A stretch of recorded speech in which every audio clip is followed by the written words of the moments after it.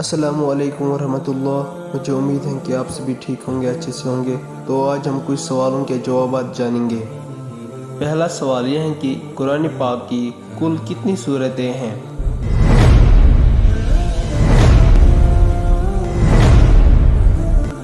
इसका जवाब यह है कि कुरान पाक की कुल सूरतें 114 हैं। दूसरा सवाल यह है कि कुरान पाक की कुल कितनी आयत हैं?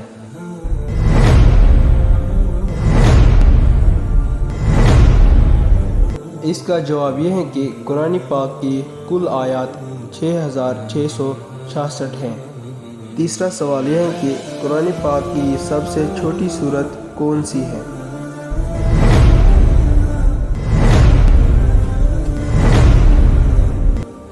इसका जवाब यह है कि कुरान पाक की सबसे छोटी सूरत का नाम सूरतुल कौसर है।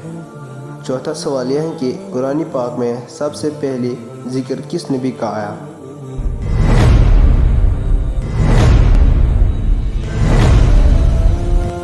इसका जवाब यह है कि कुरान पाक में सबसे पहले जिक्र हज़रत आदम अलैहिस्सलाम का है।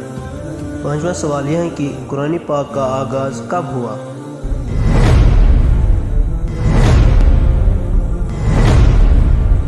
इसका जवाब यह है कि कुरान पाक का आगाज़ लैलतुल क़द्र में हुआ। छठा सवाल यह है कि वो कौन सी सूरत है जिसके शुरू में बिस्मिल्लाहिर्रहमान नहीं है?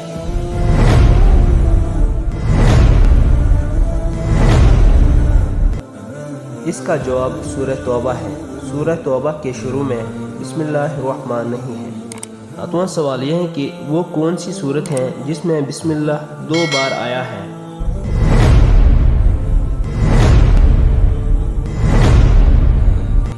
इसका जवाब सूरतुल नमल है। आठवां सवाल यह है कि कुरान पाक में सबसे ज़्यादा किस नबी का नाम आया है?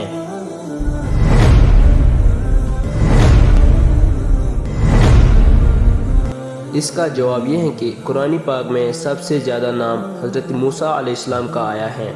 नौवां सवाल यह है कि बरे सगीर में कुरान पाक का सबसे पहले तर्जुमा फ़ारसी में किसने किया?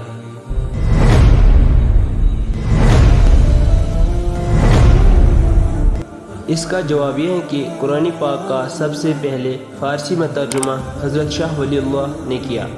10वां सवाल यह है कि कुरान पाक के कुल कितने रुकू हैं?